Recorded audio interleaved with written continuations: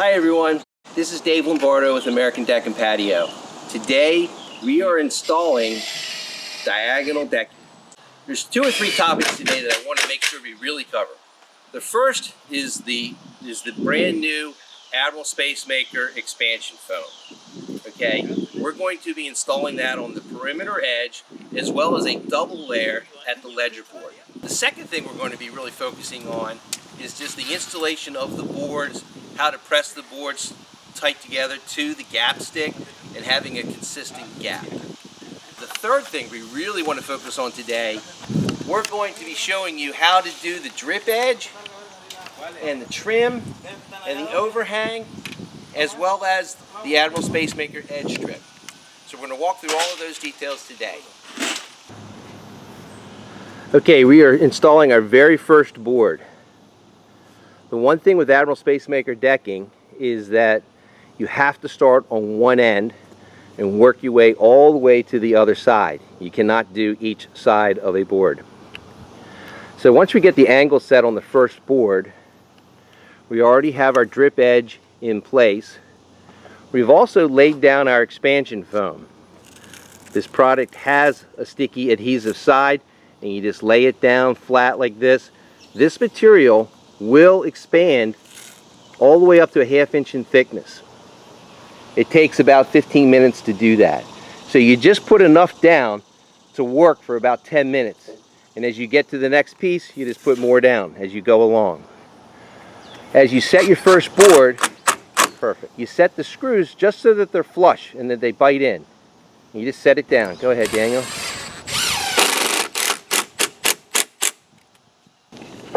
Okay, we have the first board installed.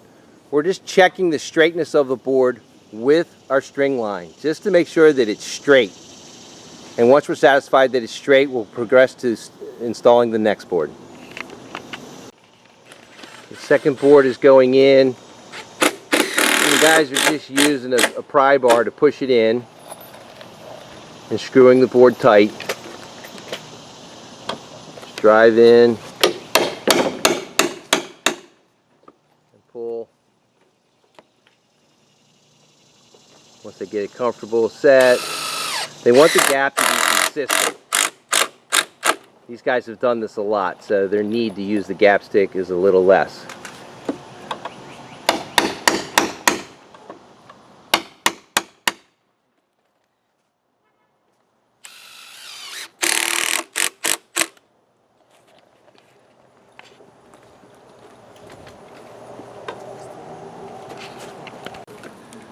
Alright guys, again, they're just running a quick string line, make sure things are straight. They want to make sure that the edge is staying straight and that their gaps are consistent. String line will do magical things for any deck project, including making sure that the frame is in plane.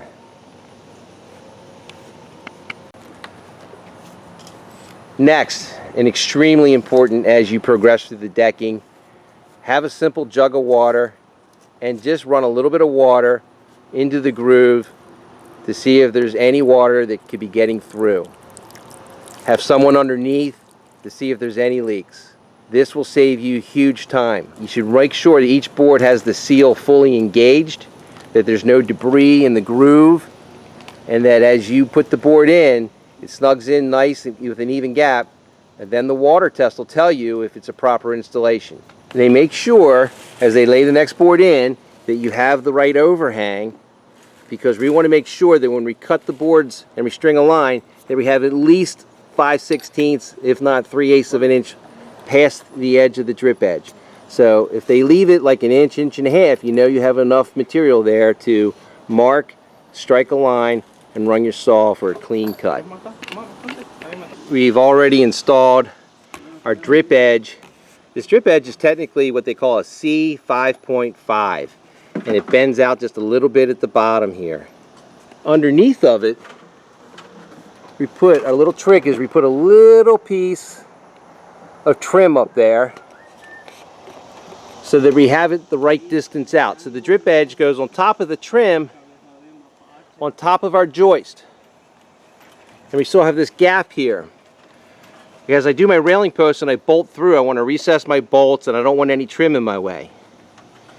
When we're done the railing post installation, now I can put a piece of white trim up tight. It's completely hidden by the seam. And it looks perfectly flush and smooth and finished. And then the drip cap's doing its edge. And then you can see the expansion foam on top. So no water can come around and back underneath. It'll hit the drip edge and run out and drip out over my fascia trim. You can see that little jig that we have is just a piece of wood with a couple pieces underneath. We cut it at our 47-degree angle and we wedge against that. That allows us to do no damage to the board, and it also keeps our joists straight. Guys, this is our jig. See how we cut out a little notch so that we can screw through to the deck board? And we cut it on the angle that we're doing. We're doing a 47-43. More efficient use of our material. The little jig block, it allows us to push straight against the joist versus at an angle, which keeps the joist straight. That's important because you don't want all the joists to be cocked at an angle if you don't have to. When you get to the ends, you don't have to really worry about it as much, but during the middle of the deck, it becomes quite visible. All right, this is the second board from that container that just arrived. And we're going to use our gap stick that comes with every board. We're also using our jig, and we're generally starting in the middle because we like to make sure it all gets engaged. We've checked our seal, we made sure it's good, there's no debris. Okay. Can you get it tight to the gap stick? It's tight. Tight, very good. Okay. Excellent. Excellent. Next.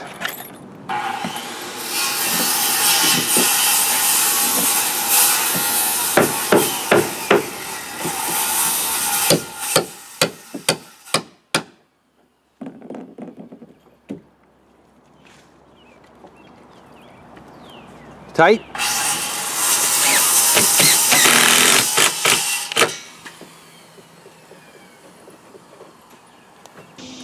Okay, we're on the same project, the 24x16 deck, and we've been working our angle, which is 47 degrees, and as the house wall returns vertically back on this 4-foot section, we have to cut the complement angle, which is 43 degrees, so that it is tight to the house wall. Next, we also are going to show you the double layer of expansion foam. And we already have our flashing properly done behind the siding, and everything's tightly installed in terms of the framing. So we're going to lay our first piece of the expansion foam down flat, tight up against the wall, but flat. So Daniel, if you could set that first piece down.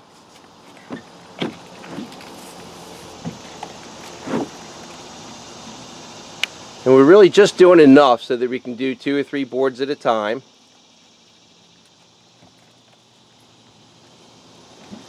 So the first piece goes down flat. And as this material expands, it'll go up and fill in all the nooks and crannies around our deck board. He's going to snip that into the corner nicely.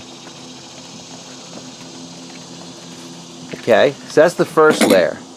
The second layer now goes vertically, tight down on top of the first piece. We want that. That's the procedure. The first layer goes down flat, the second layer goes vertical.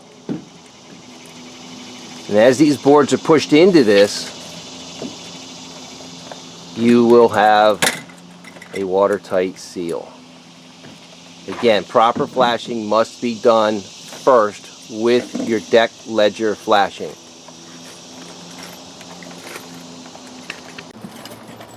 All right, we're continuing the decking. We are using one of the many available deck board prying tools, and the major concern that we have is that this tool on diagonal decking, as it pushes against the board, it's also pushing this joist sideways, this way. And the problem is, if you're not aware of that, when you look at your framing underneath, all of your framing will have a curve to it. So you have to be very aware of it. You need to add blocking. Or you need to be using a block and a jig like we showed in a prior video, which you see right behind there, which allows you to go straight. But I'm going to do this for the moment and get this first screw installed. Daniel, go ahead and put the first one in. Okay, we're starting in the middle, concerning ourselves with straightness. We've got the proper gap. The board is up against the wall on the expansion foam.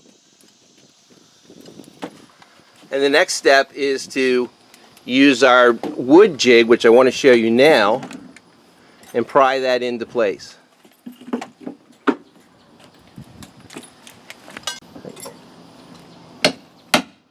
Okay.